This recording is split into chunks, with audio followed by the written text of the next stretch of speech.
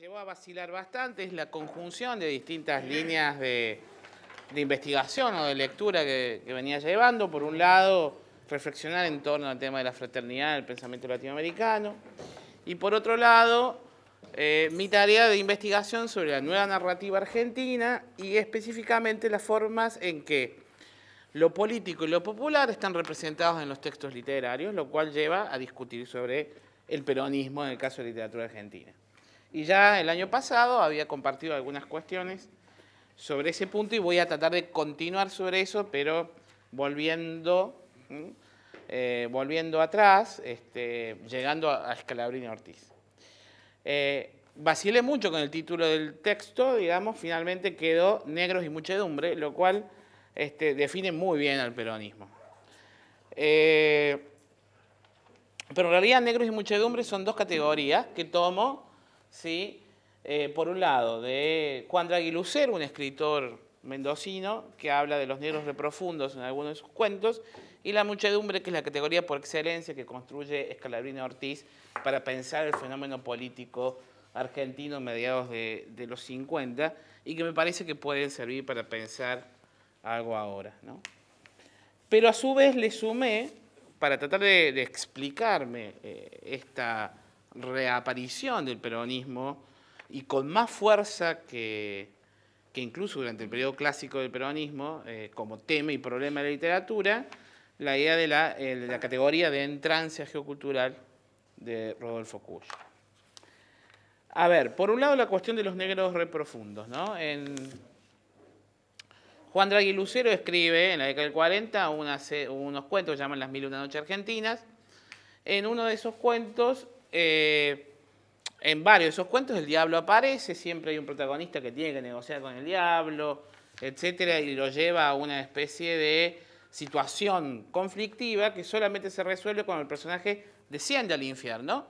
Y en los negros reprofundos del infierno, ese es el término que utiliza, el personaje negocia con el diablo. Y el diablo tiene una serie de valores que comparte con el personaje. Quiere a su madre, tiene una madrina, protege a sus hijos, o hay algo de valor, el diablo cumple la palabra, muchas veces el personaje no la cumple.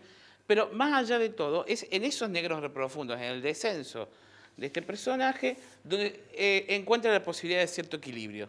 Sobre aquello que aparece como adversario, como enemigo permanente, sin embargo con él se puede negociar un punto de equilibrio y el sentido, y ahí tomo la idea del acierto fundante, el acierto fundante de ese personaje se obtiene a partir de la asunción de lo demoníaco, ¿sí? De aquello que es negado por el sistema de valores que en los cuentos está representado por la iglesia, las instituciones, etc. Por lo tanto, el negro reprofundo aparece como un espacio, digamos, de negociación donde el sujeto debe adquirir su acierto fundante. Si no tiene experiencia de descenso, es un sujeto que no alcanza a encontrar su propio sentido. Ahí es donde yo, bueno, trabajo o intento retomar para leer de qué modo existe un negro reprofundo en la cultura argentina. Trato de tomar los términos de geocultura y entrancia, como les planteaba recién, de Kusch. Geocultura, creo que todos conocen la idea de Kusch, que brevemente la extraigo de Geocultura del Hombre Americano, leo apenas un fragmento, el concepto en realidad puede ser mucho más trabajado. Kusch dice en un momento, el concepto de unidad geocultural lleva incluso a cuestionar filosóficamente la posibilidad de un saber absoluto, al modo como lo propone el pensamiento occidental. Si se logra fundar la observación de que todo pensamiento es naturalmente grávido y tiene su suelo, lo que hablaba recién Carlos, cabría ver en qué medida dicha gravidez crea distintas formas de pensamiento.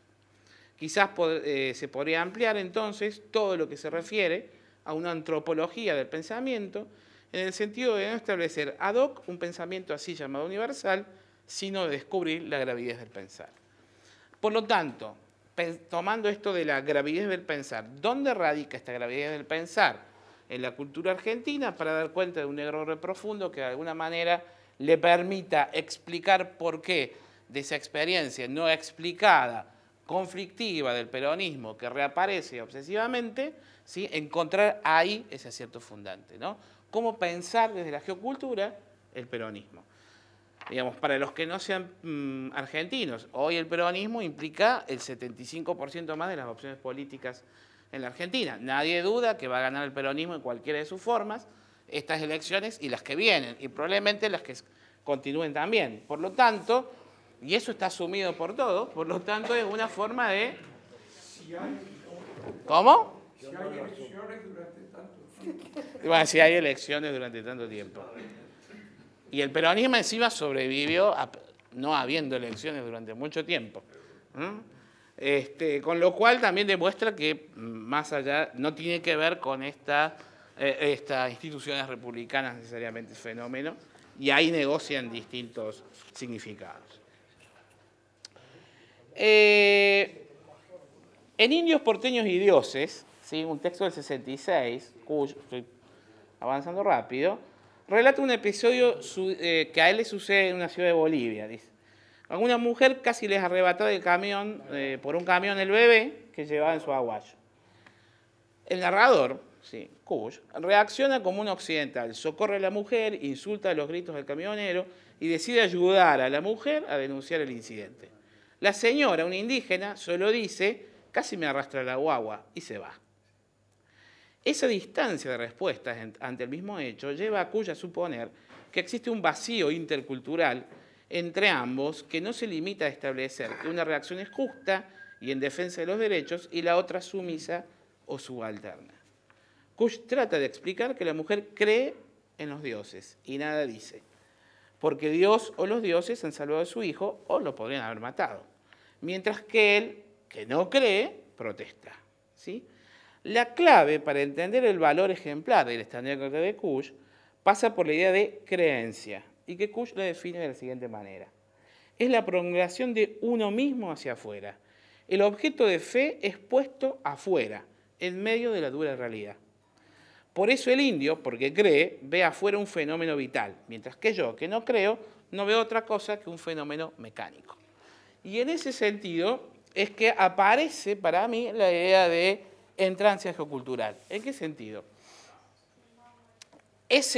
Mi creencia que pone un objeto determinado afuera, ha construido ese objeto de tal manera que lo puedo entrar en mi sistema de configuración del mundo, de tal manera que no se me antoja como externo un objeto que es meramente mecánico, que no me explica, sino que mediante este procedimiento de entrancia, que como en muchas cosas de Kush parece una cuestión más bien iniciática, que hay que pensarla bastante, ¿sí? Se transforma en un objeto que es apropiado desde mi propia experiencia como sujeto geocultural.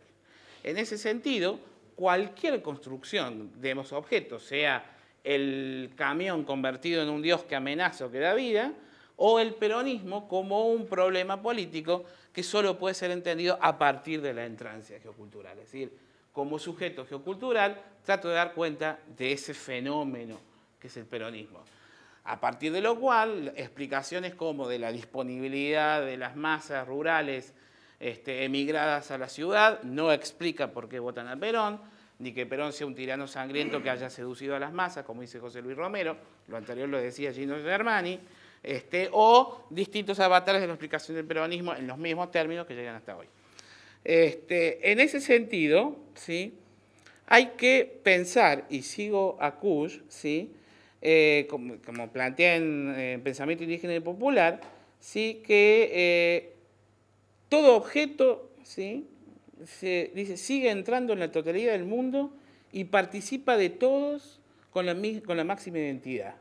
Por otro lado, en el porqué se da un análisis de la misma realidad con divisiones articuladas, pero con una especial tendencia a ver esas divisiones en forma independiente. Eso sería entender un objeto, ¿sí? Sin embargo, lo que plantea Kush es que no hay que verlo así, dividido, ¿no? En forma independiente un objeto de otro, sino dentro de una totalidad para encontrar asimismo ese acierto fundante. Desde ahí la idea, entonces, de cómo poder pensar el fenómeno de la representación de lo popular y lo político en la literatura. Hay un texto que es precioso, es larguísimo de leer, pero que vale la pena leer, que se llama La historia que he vivido, de Carlos Ibarguren, un viejo político conservador, salteño, etcétera, que fue ministro del régimen hasta hasta que llegue Irigoyen, y después volvió a ser ministro, interventor en Córdoba, con el golpe del 30. ¿Sí? En un momento él cuenta en este libro de memorias que va a visitar a Irigoyen, que fue el primer presidente elegido democráticamente en la Argentina, ¿no? Radical. Va a visitarlo porque quiere construir un monumento para Alvear, que había sido un prócer argentino, ¿no? Irigoyen no lo recibe y lo hace esperar con un montón de gente. Y él dice, durante la visita a Irigoyen, ¿sí?, decía, el espectáculo que presentaba la Casa de Gobierno, a la que yo no iba hacía varios años y que observé al pasar por salas y pasillos, era pintoresco y bullicioso. Como un hormiguero, la gente, en su mayoría, mal trajeada, entraba y salía hablando y gesticulando con fuerza. Diríase que esa algarabía era más propia de un comité en vísperas electorales que de la sede del gobierno. Una ordenanza me condujo a una sala de espera. Vi allí un conjunto de personas de las más distintas cataduras. Una mujer de humilde condición, con un chiquillo en brazos, un mulato en camiseta, calzado con alpargatas que fumaba y escupía sin cesar, un señor de edad que parecía un funcionario jubilado, dos jóvenes radicales que conversaban con vehemencia de política con un criollo medio viejo de tez curtida, al parecer campesino, por su indumentaria y su acento. Lo que me parece interesante de ese texto es cómo Ibarguren encuentra que estos sujetos, ¿sí?, primero, se encuentran absolutamente desubicados de lo que sería la institución republicana, la Casa de Gobierno. Esto no tiene nada que hacer ahí. ¿Cómo van a hablar ellos con el presidente? Mientras escupen, están en camiseta, en alpargata y le están dando la teta al hijo. Soy yo el que vengo a hablar del monumento a un prócer y me hacen esperar con estos. Él es justamente la imagen clara de lo que es la chusma radical. Ese sujeto que es la chusma radical, que Ibarguren no puede explicar lo que hace ahí, ya las cosas volverán a estar en orden, resulta que es el sujeto que está encontrando su acierto fundante en este tipo de entrancia geocultural de la política nacional. En Irigoyen, no en el radicalismo, en Irigoyen está encontrando la posibilidad de afirmarse como sujetos valiosos en la construcción, ¿sí?, de la nación, probablemente pensada luego en los términos que planteó Carlos, de discusión frente a un planteo totalizador universalizante. Pero es en ese juego de reconocerme como sujeto valioso en estas instituciones políticas democráticas, donde entra a jugar una diferencia fundamental intercultural. El sujeto que lo percibe a la institución republicana, supuestamente, y él como tutor de esa institución que es Ibarguren, y ese otro sujeto que aparece o que participa a partir de la creencia en la certeza de que Irigoyen es la representación de su acerto, es su padre, es aquel que los protege y los hace entrar. Lo que encuentra ahí Ibarguren es una clara fraternidad adversaria a su pensamiento, pero una fraternidad caótica, imposible de ser explicada a partir de sus matrices de pensamiento.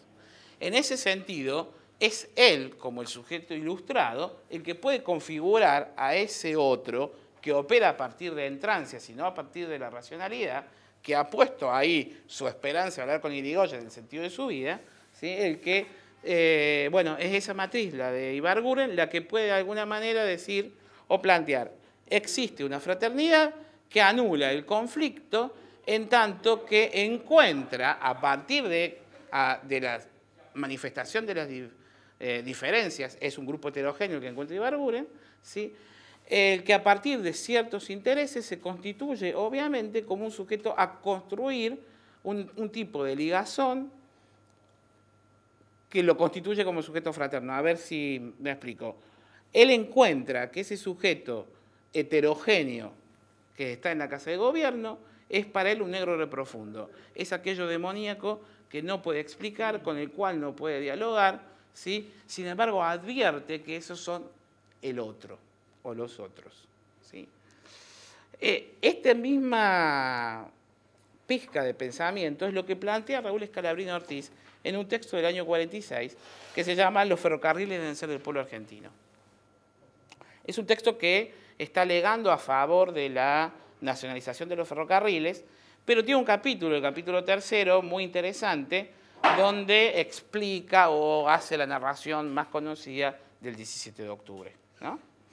Él dice que viene de recorrer, él era agrimensor, viene de recorrer el Chaco, y dice, todo allí en el Chaco es callado y receloso, el árbol, el hombre, el plantígrado que acecha, pero en los márgenes de lo explorado, en cada lugar en que se reúne la voluntad humana, en los obrajes, en los aserraderos, en los conciertos de Conchavo, en las estafetas y estaciones, ya sea en el amplio parlotear que las cañas alimenta o en el resumido musitar de los extenuados por el trabajo, vibraba insistente el mismo par de sílabas que resumía una esperanza casi tan grande como la selva misma, Perón.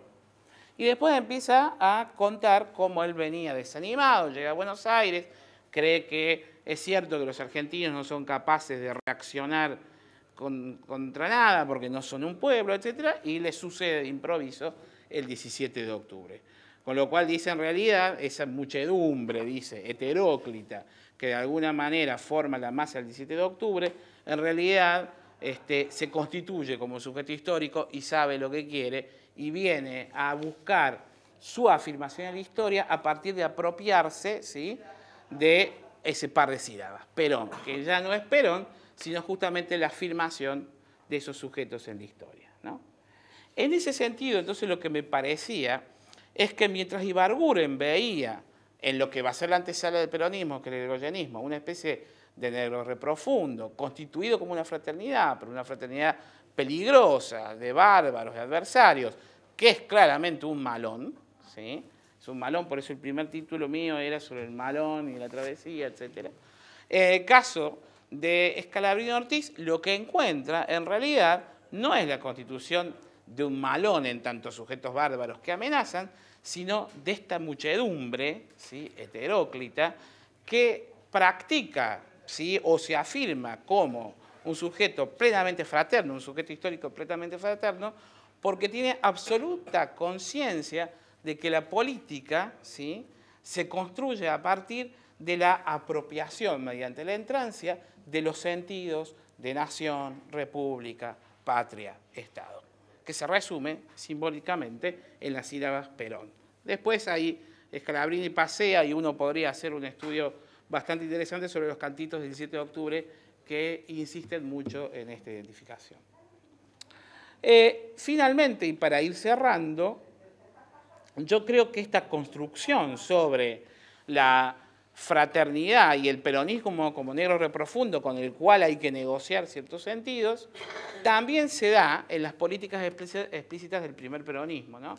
En la doctrina peronista, que es un texto que Perón hace circular a partir del año 48, ¿sí?, hay varios extractos que hablan de fraternidad y tratan de explicar, digamos, la relación del de Perón, digamos, y el pueblo como comunidad organizada a partir del concepto de fraternidad. Esto antes de su famoso discurso de la comunidad organizada del 49, que hay 1000 versiones de quién lo escribió, etcétera, etcétera, ¿no? Desde Astrada hasta no sé otros. ¿No? ¿Cómo? Hasta el padre Benítez. Hasta el padre Benítez. ¿Mm?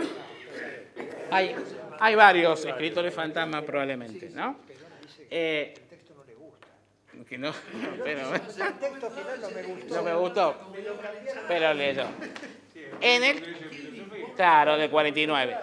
Sin embargo, este concepto de fraternidad, ¿sí?, que él lo usa y que justamente lo pone contra la fraternidad, contra la búsqueda exclusiva del medro, contra aquello que apunta a una especie de, contra el impulso de egoísmo, a favor del sentimiento claro del bien común, etc., de ese tipo de definiciones sobre fraternidad, lo vuelve a utilizar, aunque implícitamente, en su famoso discurso sobre el segundo ABC, que es del año 53, que es el pacto entre Getúlio Vargas, Ibáñez del Campo y Perón, que aparentemente iba a constituir esta especie de matriz del discurso integracionista. Y Perón ahí hace una operación interesante, porque por un lado plantea la unión de Sudamérica a partir de necesidades objetivas de los estados, por otro lado plantea necesariamente la defensa de la humanidad en América del Sur, ¿sí?, pensando en que una fraternidad,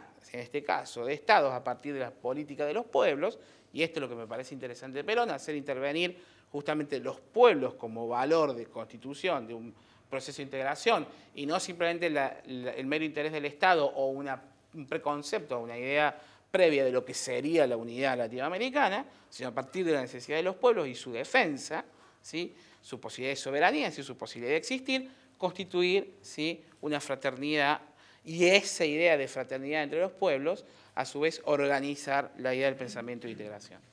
Entonces, lo que yo estoy rastreando es que, de alguna manera, el peronismo se constituye como un espacio oscuro con el cual se negocia, pero a partir de los cuales salen los sentidos y los aciertos fundantes de la sociedad moderna argentina. Y el conjunto de textos que se producen, yo acá analicé varios, a partir de los años 45, 46 y 47, en el pensamiento y la ensayística argentina y la narrativa contemporánea argentina, coinciden justamente en eso, la representación de la muchedumbre como el otro con el cual se negocia, la muchedumbre que es el fundamento de cualquier posibilidad de fraternidad, tanto en el plano de la constitución de la sociedad política en Argentina como la posibilidad de un pensamiento de integración. Bueno, se lo resumí así.